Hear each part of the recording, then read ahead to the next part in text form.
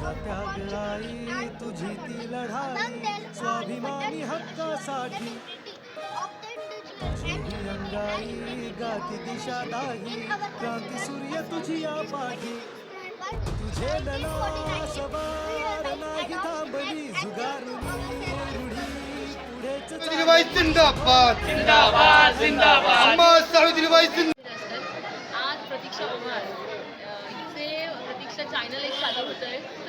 प्रतीक्षा प्रवाह प्रतीक्षा प्रवाह चॅनल 3 जानेवारीला सावित्रीबाई फुलेंच्या जन्मदिवशी आणि त्यांच्या ज्या पवित्र भूमीत सुरू होत आहे तिला आम्ही खूप खूप शुभेच्छा देतो की या प्रतीक्षा प्रवाहाचा प्रवाह संपूर्ण देशभर जगभर होऊ दे.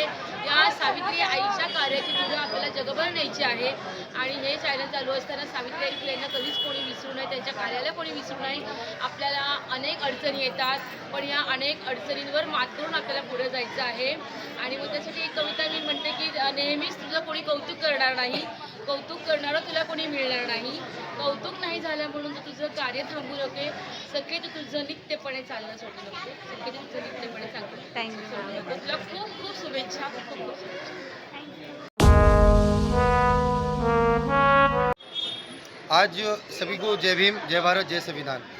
आज का दिन 3 जनवरी हमारे लिए बहुत ज़्यादा महत्वपूर्ण दिन है। आज का वही दिन है जब अम्मा फातिमा शेख, अम्मा सावित्रीबाई फुले और महात्मा ज्योतिबा फुले ने ऐसे समाज के अंदर जहाँ अंधेरा फैला हुआ था, जहाँ ऊंच नीच की बात थी, जहाँ शिक्षा को घृणा से देखा जाता था, उस समाज के अंदर शिक्षा का चिराग जलाया और आज आप देख रहे हैं पूरे भारत के अंदर इनका जलाया हुआ चिराग जल रहा है और रोशनी बिखर रहा है। भीमराव अंबेडकर साहब ने कहा था कि शिक्षा शेरनी का दूध है, जो पीता है वो दहाड़ता है, और इसकी विरासत हमारे महाराष्ट्र की नहीं बल्कि पूरे भारत की पहली महिला शिक्षक अगर कोई है तो वो अम्मा सावित्रीबाई फुले है। और आज उन्हीं के आदर में, उन्हीं को सलाम करने के लिए उनके जयंती के अवसर पे हम तमाम लोग यहाँ अम्बेडकरवादी लोग यहाँ पर जमा हुए हैं और पूरे भारतवासियों को मेरे तरफ से अम्मा सावित्रीबाई फुले की जयंती की मुबारक।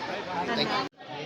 महात्मा फुलेंनी ज्यावेळेस ज्या काळामध्ये दलितांना पाण्याचा पिण्याचा अधिकार नाकारला होता, पाणी पिण्यासाठी पण त्यांना असं लांबून पाणी टाकलं जायचं, त्या काळामध्ये दलित अस्पृश्यांसाठी त्यांनी त्यांच्या घरामध्ये एक हौद खोलला आणि ते दलितांसाठी पाणी पिण्यासाठी खुला केला. तर तोच हा हौद आहे ज्याच्यामध्ये दलितांसाठी आणि अस्पृश्यांसाठी पाणी पिण्यासाठी हा हौद वापरला. नमस्कार सर्वांना. बघा, आता आम्ही आलो होतो पुणे येथे. पुणे येथे आल्यानंतर आता हा वाडा बघितला. वाडा बघितल्यानंतर असं काहीतरी वाटलं की आम्ही महात्मा ज्योतिबा फुलेंना बघतोय आणि सावित्रीबाई फुलेंना बघतोय असं वाटलं, कारण की त्यांच्याबद्दल फक्त पाठ्यपुस्तकात माहिती होती. आता इथे आल्यानंतर वाडा बघितला, वाड्यामध्ये आलो, त्यांच्याविषयी इथे जे महात्मा ज्योतिबा फुले यांचे अनुयायी जे असतील आणि जे पुणे महानगरपालिका यांनी हा वाडा एकदम असा स्वच्छ वगैरे आणि त्यांच्याबद्दल माहिती अशी पुरेपूर माहिती अशी लिहून ठेवलेली, या साईडला पण त्या साईडला पण. आणि आतमध्ये त्यांची विहीर आहे, जे विहिरीच्या बाजूला त्यांचे फोटो, त्यांनी जे काही कार्य केलेले आहेत ते आतमध्ये त्यांनी आपलं प्रदर्शन याच्यामध्ये चित्रफीतमध्ये त्यांनी भिंतीला लावलेली आहे. तर धन्यवाद महानगरपालिकेला. आणि इथे जे अन्वयी आले त्यांचे पुन्हा खूप खूप धन्यवाद की महात्मा ज्योतिबा फुले आणि सावित्रीबाई फुले यांच्या संघर्षामुळे मुलींना शिक्षणाची आज जे पोचपावती मिळाली, इथे जे आले नाही त्यांची पोचपावती, म्हणजे बरेच काही विरोध त्या टायमाला होते, आज तर भरपूर विरोध आहे की मुलींनी शिकू नये म्हणून, मुलींना म्हणजे शाळेपर्यंत पोहोचू नये, मुलींना शाळेत जाऊ नये इथपर्यंतचे प्रयत्न चालू आहेत. आज मराठी शाळा कितीतरी बंद करतायत, तरी पण आज जेवढ्या मुली शिकल्यात आणि उच्च पदापर्यंत पोहोचल्यात, ही सावित्रीबाई फुलेला सलामी आहे की त्यांनी सावित्रीबाई फुलेंनी जे बीज रोवलं होतं ते आज पोहोचवलं. आणि त्या जर आज असत्या तर खूप म्हणजे त्यांनी बघत जर असतील तर त्यांना असं वाटत असेल की मी जे काही रोपटं लावलं त्याला फुलं वगैरे बहरलीत आणि इतके अनुयायी त्यांचे आले तिथं भरपूर वाड्यामध्ये, सर्वजण कुठून कानाकोपऱ्यातून आले, जे त्यांचे सावित्रीबाई फुले यांना दुसऱ्या जातीय दृष्टीने न बघता, जे की ह्या आपल्या शाळेच्या पहिल्या ज्या शाळा मुलींसाठी शिक्षणाच्या दृष्टिकोन बघतात, सायन्सच्या विज्ञानाच्या दृष्टिकोन बघतात, ते अनुयायी इथपर्यंत पोहोचले. बाकीचे तर फक्त ज्यांना जे सांगितले ते फक्त आपली जुलन मुलं इथं घरामध्येच फक्त उपवास धरून तेवढंच करतायत. तर विनंती आहे या व्हिडिओच्या माध्यमातून, तिने जो व्हिडिओ काढला की तिने खूप चांगलं केलं की हा मेसेज तिने सगळ्यांना पोहोचावं की चूल आणि मूल याच्या व्यतिरिक्त बाहेर पडून शिक्षणाचा पाया मजबूत करून एक नवी सावित्री पुन्हा कोणीतरी तयार करायला पाहिजे. हीच सावित्रीबाई फुले यांना सलामी असेल आणि अभिवादन असेल. सावित्रीबाई फुले यांना जयंती निमित्ताने सर्व मुलींकडून, सर्व भारतीय महिलांकडून एक अभिवादन आणि सर्व प्रत्येक घरात सावित्री ही शिकवायला पाहिजे असं या दिदींकडून. आपलं नाव काय दिदी? प्रतीक्षा हो. प्रतीक्षा सरस्वती न ओवाळ.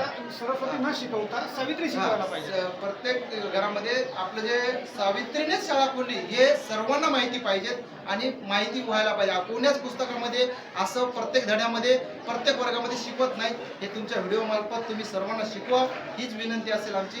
थँक्यू. सावित्री ज्योतिराव फुले बोलते. एरवी मी बोलले नसते, पण तुम्ही माझ्या विचारांचे घोटून घोटून प्रेम केले. चक्क मला देवी म्हणून फोटोमध्ये प्रेम केले.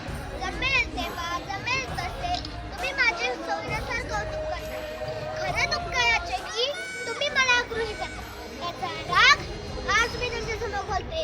होय, मी सावित्री ज्योतिराव फुले बोलते. कुऱ्हाडीचा दांडा होताच काळ व्हावा. सगळ्या गोष्टी डोक्यावरून गेल्या. ज्या माझा भाषा सांगतात त्याच वेळी मन झाल्या असे होईल. मला काय माहित, मला कुठे पोहोचले. महिलांच्या शिक्षणासाठी मी शिवाय शांतताबरोबर शेणही सोसले होते, पण काही स्त्रियांनी माझा त्याग दुईस मिळवला. होय, मी सावित्री ज्योतिराव फुले बोलते.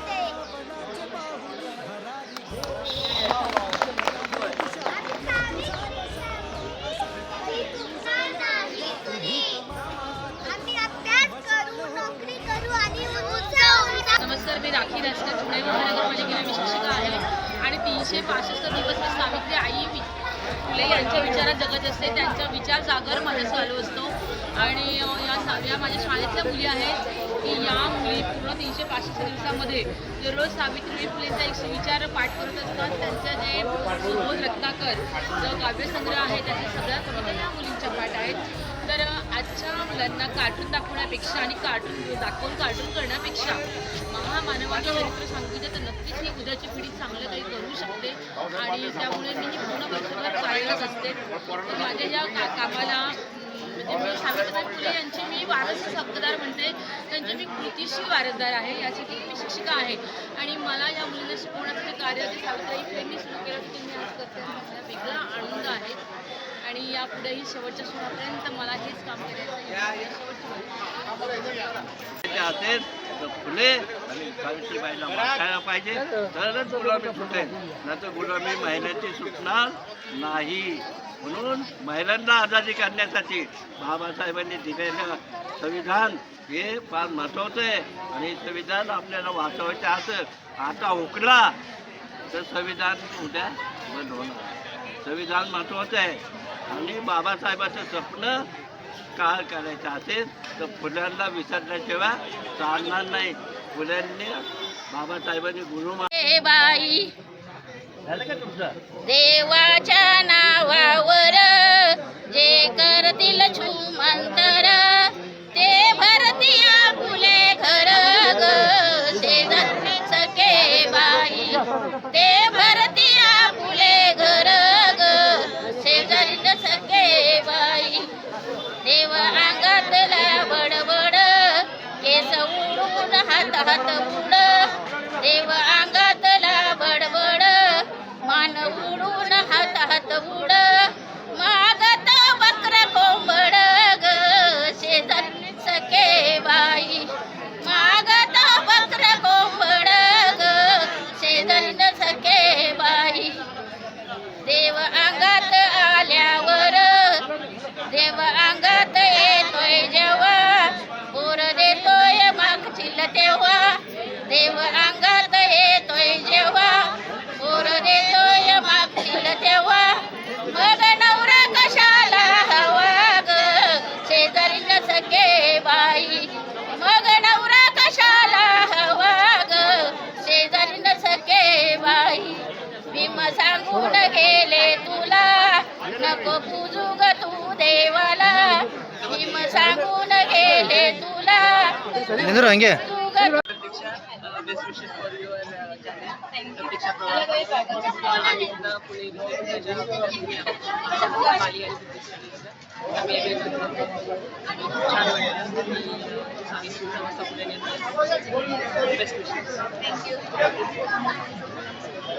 छान वाटलं, नवीन भेट, नवीन मैत्री.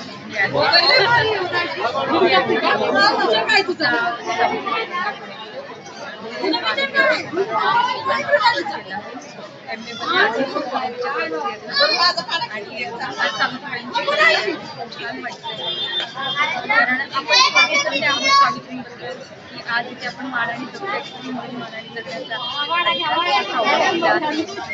आणि शिक्षणाचा अधिकार आहे.